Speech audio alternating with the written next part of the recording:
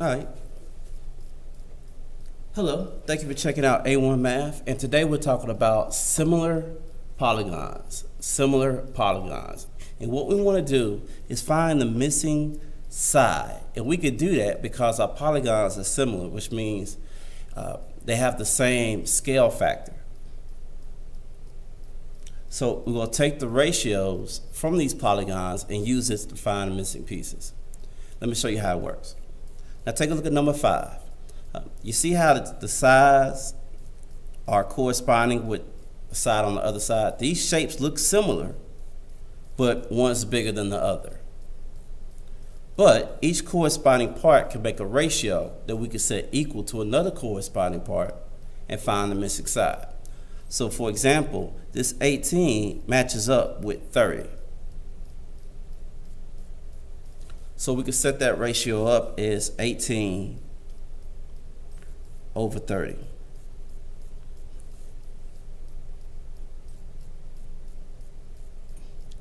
Now, to solve for this missing side we're looking for, we're going to set that 24 and the missing piece as a ratio as well and set it equal to 18 over 30. So we will put 24 over x.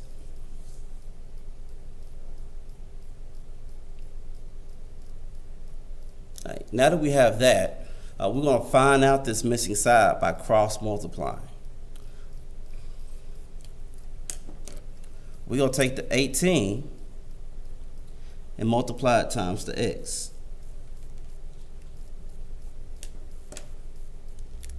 And we're going to take the 24 and multiply it times the 30.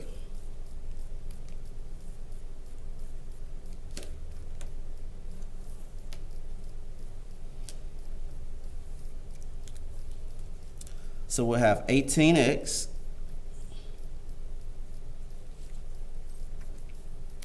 is equal to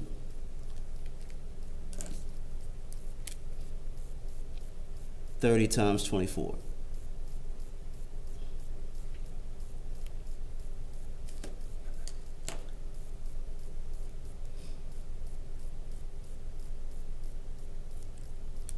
Okay, so we got 18x. We're going to bring that down and set that equal to 30 times 24, which is 720.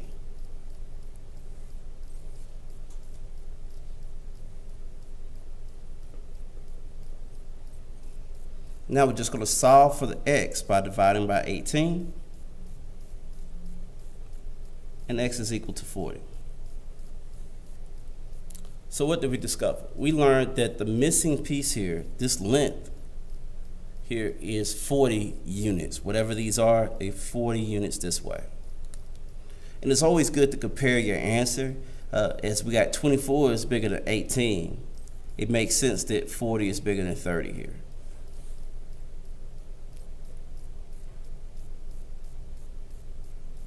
Okay, let's take a look at number 6. Okay, now in number 5, the shape was right side up, but sometimes the shapes get mixed up upside down and so forth. You still want to make sure you match the right piece with its corresponding part. So for instance, we have the x here, but the x in comparison to this polygon is the smaller side in comparison to the 35. So we're going to match it with the smaller side over here. So we'll put x over 16.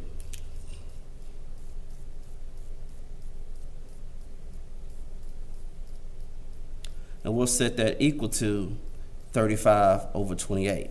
Still go from left to right or up and down.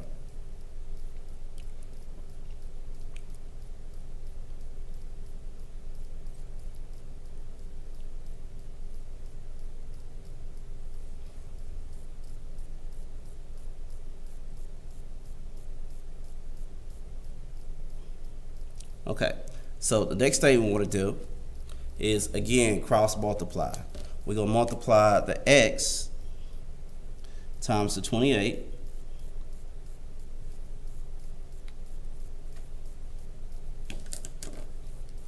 and the 16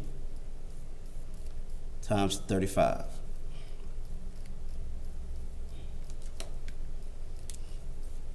So that's going to give us 28x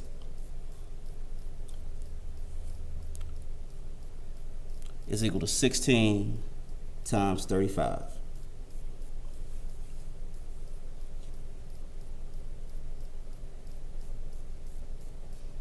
Okay, now we're going to take the 28x and bring it down.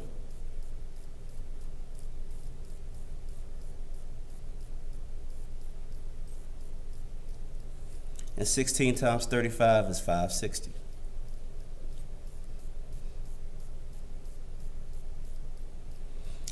And when we divide by 28 here, x is equal to 20.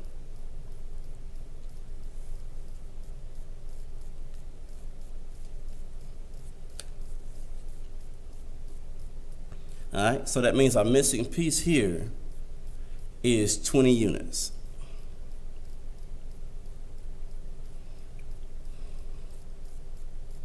So keep this in mind. These bigger numbers are easy to do when you have a calculator. But if you didn't have a calculator and you're trying to multiply 16 times 35 or 30 times 24 or trying to divide 560 by 28,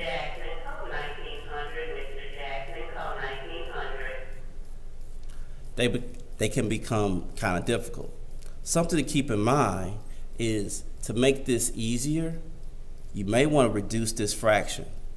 This 35 over 28 could be reduced, and then do your cross multiplication, which makes your number smaller.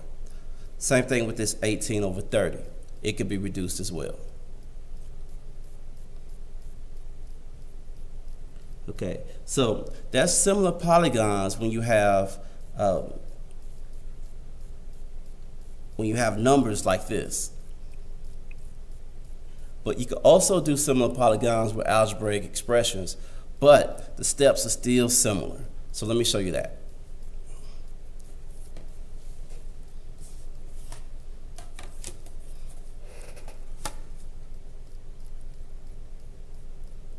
All right. So in number 8 here, oh, I got these backwards. I'll go ahead and do number 8 first. So in number 8, we've got our shape all turned sideways here. But we still can make sure we match the right piece with the right side. So we've got 12 and 21. Well, the 12 is shorter than the 21. We're gonna match the 12 up with the shortest side over here, which would be 20. So I'll set my ratio up as 12 over 20. And we're gonna set that equal to, and going from left to right, 12 over 20. Now I'm doing 21 over 3x plus 2.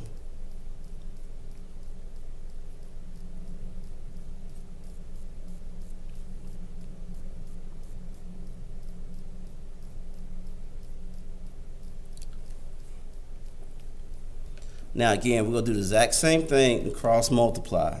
We'll multiply the 12 times the 3x plus 2.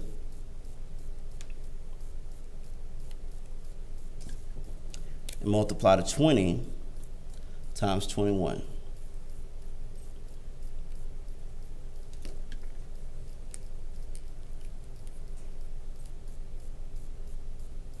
Okay, so when we multiply the 12 times 3x plus 2, we get 12.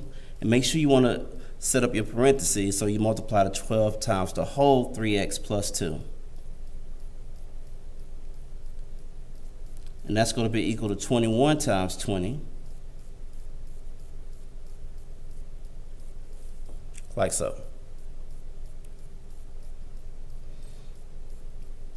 So the next thing I'm going to do is distribute this 12.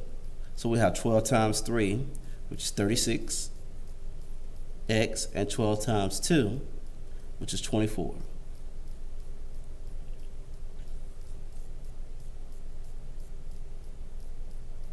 And then our 21 times 20 is going to be 420.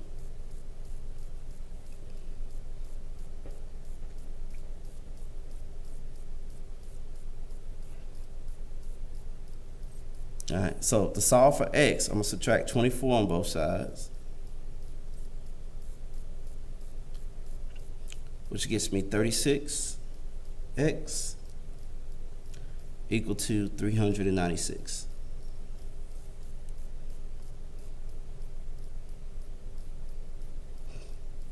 And now my last step, I'm just go ahead and divide by 36.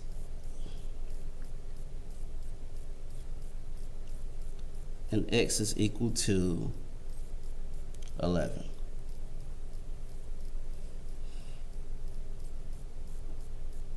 Now, we got x is equal to 11.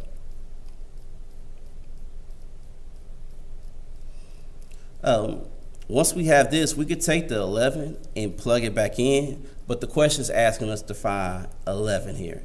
Now, if we was looking for this missing side, we wouldn't do this at all. We'll just make this our unknown and set up our ratio like we did last time.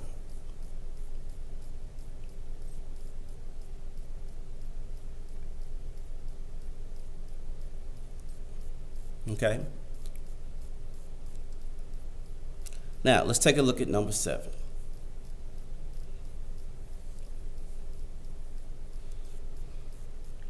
Now, on number 7, they've got 2 numbers here and have 2 numbers in an expression here.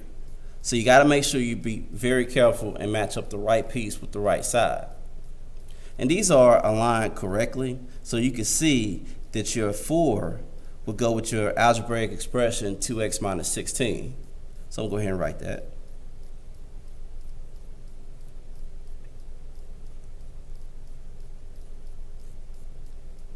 And it's set equal. Now, you can see how this 5 is here. It's going to match up with 10 and not the 10.4. So I'm going to go ahead and put my 5 over 10.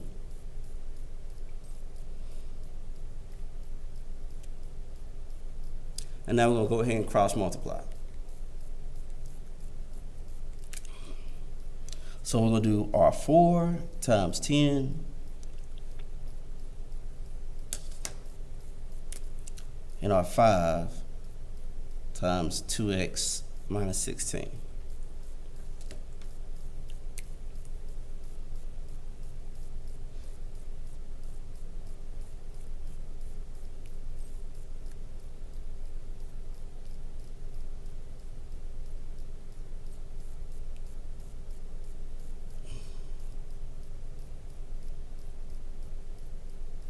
Okay, so here we'll get 40.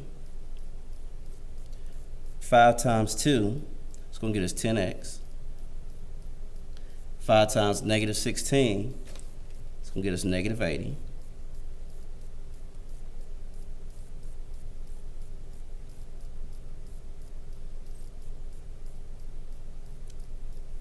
We're going to add 80 on both sides.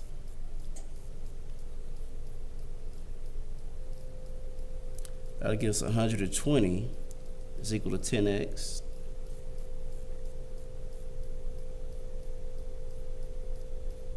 Now we're going to divide by 10. And x is equal to 20. Okay. So again, this is similar polygons. And they seem very simple, but they can easily be messed up. You want to pay close attention.